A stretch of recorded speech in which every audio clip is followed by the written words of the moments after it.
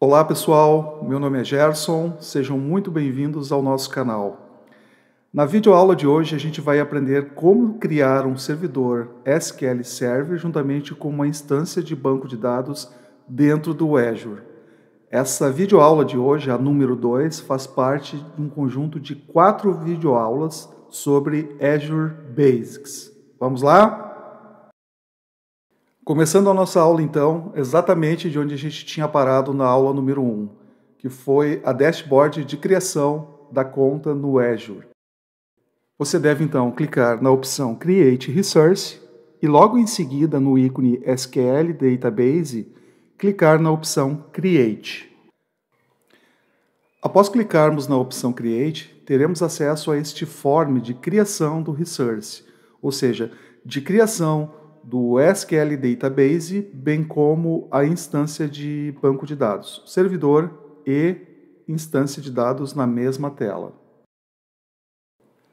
Saibam que existe a possibilidade de se criar esse SQL Server antes de criar o banco de dados, em telas separadas, mas eu optei por fazer essa criação do servidor e da instância na mesma tela para facilitar a vida de vocês. Na realidade, facilitar a nossa vida também. O primeiro campo que vocês devem preencher é a subscription. Essa subscription é o tipo da assinatura ou o nome da assinatura que vocês têm no Azure. No meu caso aqui, é a assinatura trial convencional. Segundo campo, Resource Group. O Resource Group geralmente é criado por fora, mas eu deixei para fazer a criação deste Resource Group aqui de dentro mesmo, para vocês verem que é muito fácil. Uma coisa muito importante, vocês tentem vincular todos os serviços que vocês estão criando, todos os resources que vocês estão criando, tentem vincular a um Resource Group apenas. Isso faz com que vocês consigam mapear melhor, principalmente a questão de custos, na hora de verificar o que está gastando mais, o que está gastando menos. Ok? Para criar o Resource Group, é só clicar no Create New e preencher um nome válido. No meu caso aqui, eu estou usando o mesmo Resource Group que eu já usava. Database Details. Aqui vai o nome do banco de dados que vocês querem colocar.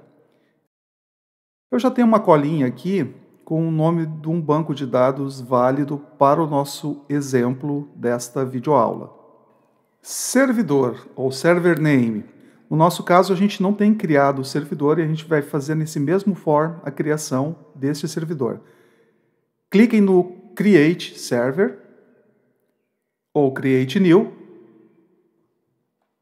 Notem que nesse momento a gente foi para uma outra abinha que é a aba do Create SQL Database Server. Como eu havia dito para vocês, a gente vai criar no mesmo form o servidor também. Estou colocando aqui um nome válido de servidor, que eu já tinha escolhido previamente.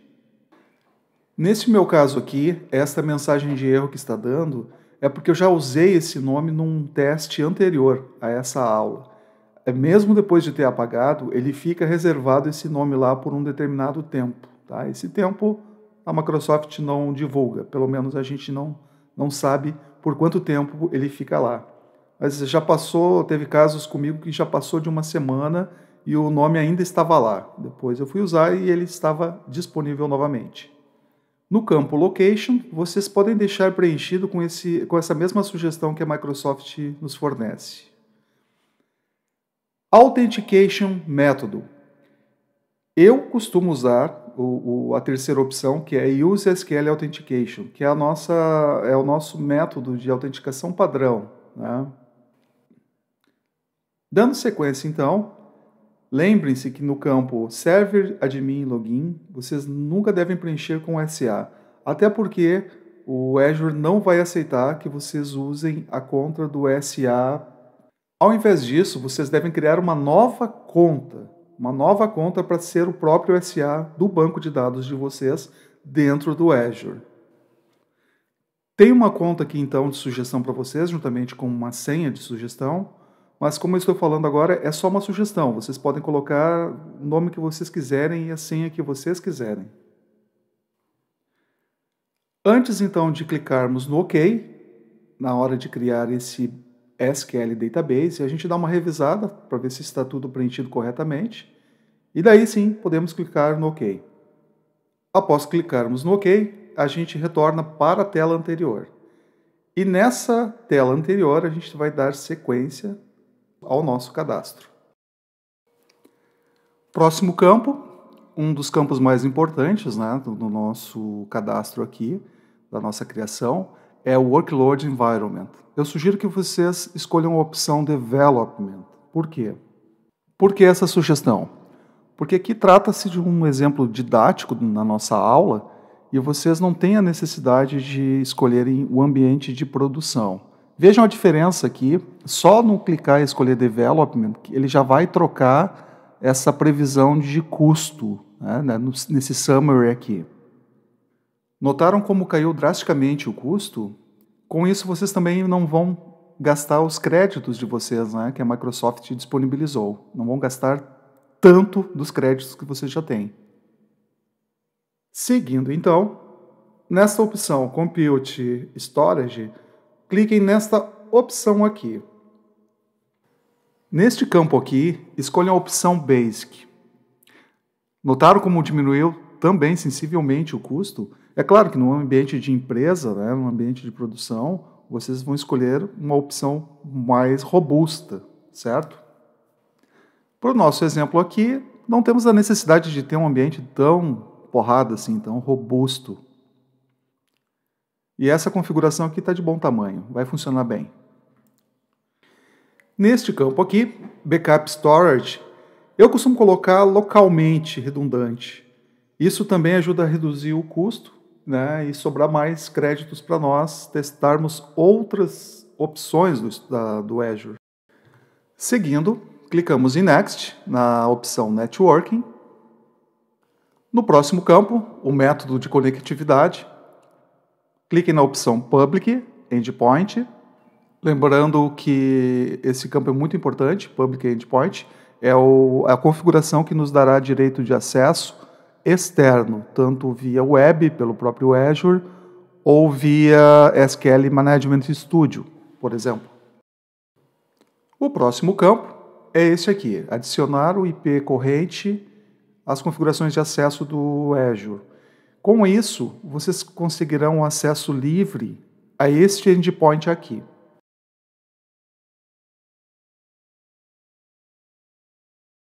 Seguindo, aqui temos configurações adicionais de segurança. Podemos seguir adiante sem alterar nada.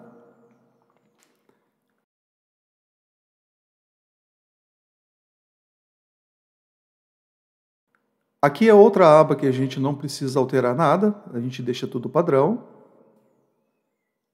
A aba Tags, a mesma coisa. Chegamos finalmente, então, à última aba, a aba de Review e Create. Sugiro a todos vocês que deem uma revisadinha em tudo que vocês preencheram, que vocês escolheram aqui, porque é a partir dessas configurações escolhidas anteriormente que a gente vai fazer a criação, de fato, do servidor de vocês, SQL Server, e também do banco de dados que a gente preencheu anteriormente. É nesta tela aqui também que a Microsoft vai disponibilizar para vocês um resumo de custo estimado. Esse valor aqui, na realidade, ele é o resultado da combinação das opções que vocês escolheram previamente na criação desse servidor de banco de dados e dessa instância. Ok? Vamos então criar no botão Create e logo após esse clique o Azure começa a fazer o deployment. Em seguida o Azure informa para vocês que o deployment está em progress. Eu vou dar uma parada aqui porque pode ser que a gente demore muito esperando esse deployment. Esse tempo de espera, pessoal, é um tempo muito relativo, varia de caso a caso. Logo após o Azure informar para nós o sucesso dessa operação, vocês podem clicar lá no íconezinho da Dash. Notem que o nosso banco de dados chamado YouTube Code Review DB já foi criado. Cliquem nele e aqui vocês já podem ver que ele indica o nome do servidor que vocês criaram na tela anterior de criação do servidor e do banco de dados. Ele será o endpoint de vocês para acesso externo ao banco de dados, a instância que vocês criaram. Quando vocês clicam no nome do servidor, ele já traz todas as instâncias que pertencem àquele servidor. No nosso caso é só uma, é YouTube Code Review DB.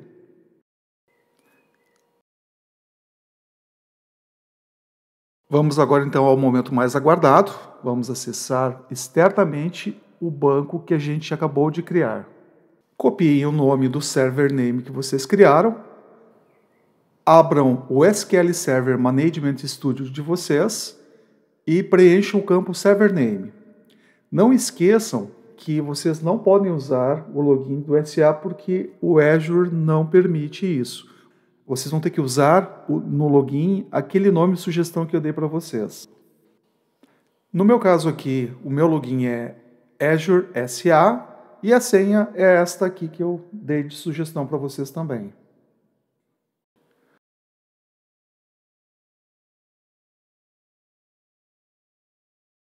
Não esqueçam que esse meu acesso externo via SQL Server Management Studio só foi possível porque eu adicionei o meu IP lá no momento da criação do banco de dados, correto? Sem isso, eu não conseguiria acessar externamente. E temos aqui, finalmente, o nosso banco de dados criado. Bom, eu preparei para vocês uma surpresa e eu vou mostrar agora essa surpresa. É um plus, na realidade. Abram a dash de vocês do Azure, cliquem no servidor que vocês criaram previamente e confiram quantos bancos de dados existem dentro desse servidor. No nosso caso é um só, é o YouTube Code Review DB. Mas antes de eu iniciar, deixa eu revelar o segredo. O que eu pretendo fazer? Eu quero criar um banco de dados de uma maneira diferente dentro do Azure. Eu vou criar esse banco de um caminho local para a nuvem. Como eu faço isso? Em primeiro lugar, vocês precisam ter obrigatoriamente o SQL Server, talvez o Express ou qualquer outra edição, instalado na máquina de vocês. No meu caso aqui, eu tenho isso numa outra máquina, num notebook que eu tenho do lado aqui, e que está neste IP que aparece na tela para vocês. Após a autenticação, notem que aparece já um banco ali, chama-se Flashcard DB. É um banco que eu tenho de exemplos.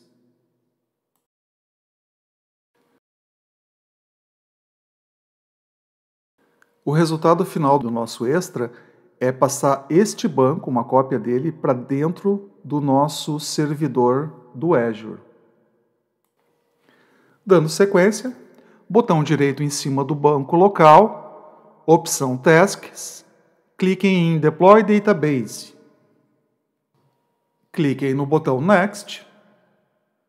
Após isso, preencham o server name. O server name aqui é aquele nosso velho conhecido, YouTube Code Review Server, aquele endpoint que a gente já conhece. Preencham os dados de login, Azure SA e aquela senha maluca. Após isso, cliquem no botão Connect. Por default, o Management Studio já traz o nome New Database Name preenchido, que é o nosso Flashcards DB. Veja que interessante, alguns campos ele trouxe automaticamente. E ele não inventou isso aqui, ele foi lá na configuração do servidor e descobriu que a Edition é a Edition Basic e que tem ali um tamanho máximo de banco de dados de 2 GB. Cliquem em Next E após isso ele exibe uma tela de verificação das configurações que tu escolheu previamente.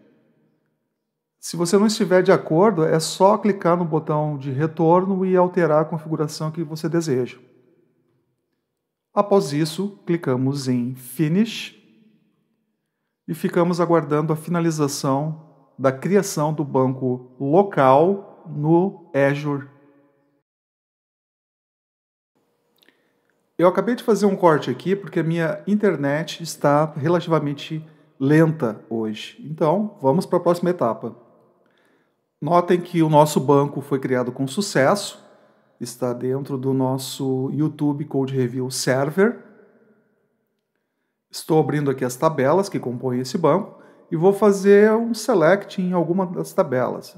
Deixa eu escolher aqui ASP.NET Users. Se eu não me engano, eu tenho um usuário lá que é um usuário de teste. Como vocês puderam ver, o banco de dados e as tabelas foram criadas com sucesso dentro do nosso YouTube Code Review Server, que está dentro do nosso Azure. Vamos dar uma conferidinha agora dentro do nosso Azure para ver se esse banco realmente aparece lá. Ele deve aparecer como o segundo banco do nosso server. E aqui estão os nossos dois bancos de dados. O primeiro foi criado localmente, né? Foi a segunda parte, foi o nosso extra dessa aula. E o que aparece ali embaixo, YouTube Code Review DB, a gente criou de dentro da própria dashboard do Microsoft Azure. Uma informação importante que eu acrescento aqui é que o próprio Azure também possui uma espécie de Management Studio embutido. Ele tem uma ferramenta onde vocês podem criar tabelas, inserir registros, fazer update, delete, enfim, queries de dentro do próprio Microsoft Azure. Não é o escopo desse nosso treinamento, mas só para vocês saberem que isso existe lá dentro, tá? Bom, pessoal, com isso eu chego ao fim da nossa segunda aula.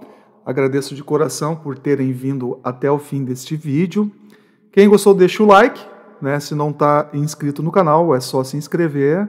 Obrigado mesmo. Desculpem os erros de edição, de áudio. Eu sei que uma hora dessa eu aprendo a usar essas ferramentas aí. Muito obrigado.